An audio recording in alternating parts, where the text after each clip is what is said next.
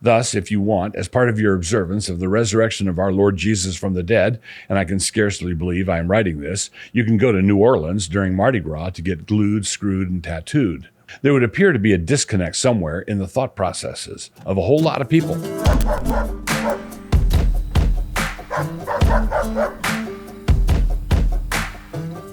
Introduction. So I've written before on the subject of Halloween, both here and here. Some of what I say today will make better sense if you read those two pieces first, but that's just a suggestion. You don't have to. It's a free country, or used to be at any rate. Every year around this time, you can frequently see Christians going in two opposite directions. One says that the celebration of Halloween is obviously verboten, and to the extent that it has any vestiges of Christianity related to it at all, they are obviously papist. The other path points out that Halloween is a Christian holiday, for pity's sake, embedded in the church calendar, and so just lighten up, everybody. And I want to say, yeah, but, in both directions. Suffocating holidays. Approached in the right spirit, the church year helps us to establish a rhythm of holiness. We learn to mark our days with reference to the life of Christ. Our lived experience is defined by the Incarnation and the Ascension instead of a secularized experience marked by Memorial Day and Labor Day. As with everything else, there's a ditch on both sides of this particular road, meaning that the thing can be overdone or not done at all in a spirit of pinched censoriousness. By the time of the High Medieval period, the thing was obviously overdone. You couldn't swing a cat without hitting some saint's day or other, and the 28 finger bones of St. Andrew could be visited all over Europe. It was a time of great superstition, and over time the whole thing became suffocating. Two approaches to this suffocating reality then developed. One was what the Protestant reformers did. They pared the church calendar way back, marking a handful of particular days that had reference to the life of Christ. Thus we got the 5 evangelical feast days: Christmas, Good Friday, Easter, Ascension, and Pentecost. Gone was the feast of the martyrdom of the goldfish of St. Denis. There was some intramural disagreements among Protestants about how and how much to pare. Calvin, for example, wanted to anchor Christmas to a Sunday, the way we do with Easter, while some of Cromwell's men would patrol the streets of London on Christmas Day in order to detect the smell of anybody cooking a Christmas dinner, so as they could bust them. Now, just as I had a little fun with the goldfish of St. Denis, so also the friends of an overstuffed church calendar have had a little merriment and fun with Cromwell's men and their efforts at pious buzzkill. More about this in a bit. But whether you were Protestant or not, you still had to deal with the suffocation factor. The Protestant effort had been to make the holidays more like the original holy days, and that meant doing it less and doing it right. The alternative custom that developed was to grant, with a wink and a nod, certain limited holidays from holiness. Those are the two options: fewer holy days of holiness or more holidays from holiness. This is best illustrated with another event from the swollen and overgrown church calendar, which would be Mardi Gras. This is the period right before Lent, which is a period of abstinence and penitence leading up to Easter. Because of the giving up part of Lent, Mardi Gras became the blowout time, when you got all your sinning in beforehand. Get your sinning done before the deadline. Thus, if you want, as part of your observance of the resurrection of our Lord Jesus from the dead, and I can scarcely believe I am writing this, you can go to New Orleans during Mardi Gras to get glued, screwed, and tattooed. There would appear to be a disconnect somewhere in the thought processes of a whole lot of people. Holidays from holiness. But holidays from decency are a deeply embedded human impulse, no less sinful for all that, but it is not an uncommon phenomenon. Given the nature of the case, it comes out in various gaudy ways. The Amish have their coming-of-age Rumspringa. The pagan Romans had their Saturnalia, where slaves could pop off at their masters without reprisal, and other social proprieties were greatly loosened or reversed.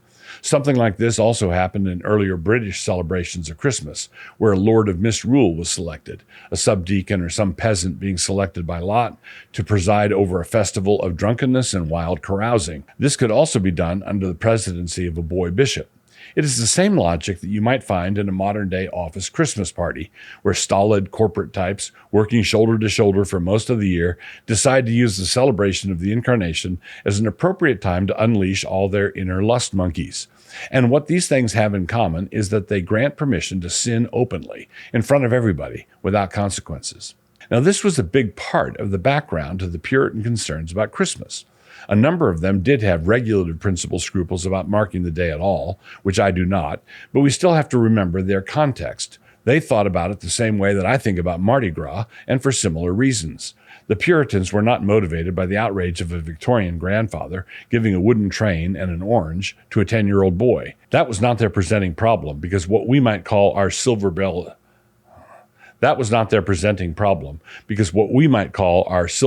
Hallmark Christmas did not come into existence until the 19th century. The concern was a bunch of indiscreet and drunken misdeeds at the office party that resulted in nobody at the office being able to look at one another directly until partway into January. That's what Epiphany was, when you could look people in the eye again. A distorted understanding of buzzkill. I mentioned the behavior of Cromwell's men, which has served to make them a stench in the nostrils of fun lovers everywhere. Unregenerate men loathe killjoys, and I grant that they sometimes have a point, but only up to a point. But Cromwell's administration, which was sober, judicious, and wise, was also a time when persecution was at a low ebb.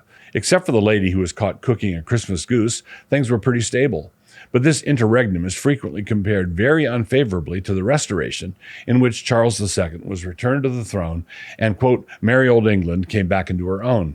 But in the reign of Charles II, the reputation of merriment restored was largely undeserved, and it actually underscores how attached people are to their holidays from holiness.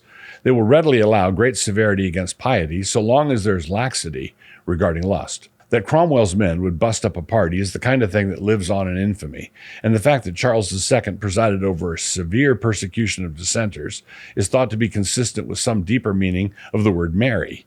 He ejected almost 2,000 ministers from their pulpits, punished anyone over the age of 16 for attending a religious meeting that was not conducted according to the Book of Common Prayer, and prohibited any ejected minister from living within 5 miles of a corporate town or place where he had previously ministered. The penalties could be draconian. In short, Charles II was not what I would call a merry monarch, at least not counting all the bastards he fathered. Buzzkill is yet another inescapable concept. It is not whether you kill buzz, but rather which buzz you kill. Bringing it back to Halloween. And so the principle for parents at Halloween is that it should not be considered a time out from our regular standards of what constitutes godliness. Your kids can dress up as something fun because that's always lawful. But why on earth would you want them to dress up as something gross or vile or macabre or gruesome or cadaverous or ghastly or morbid? Whatever is pure, Paul said, set your minds on that. Is it lovely? Is it virtuous and just? Philippians 4:8. We should, of course, not object to feasts or festivities, and so we do not. But when it threatens to become a carnival of sin, we object, not to the carnival, but to the sin. This means that a fall carnival for the kids with games and candy and costumes is more than appropriate. And call it whatever you want to, so long as your naming of it does not make kids want to come as a vampire or a zombie or a hooker. Thank you for watching our content. We really appreciate it. Watching it is the hard part, right?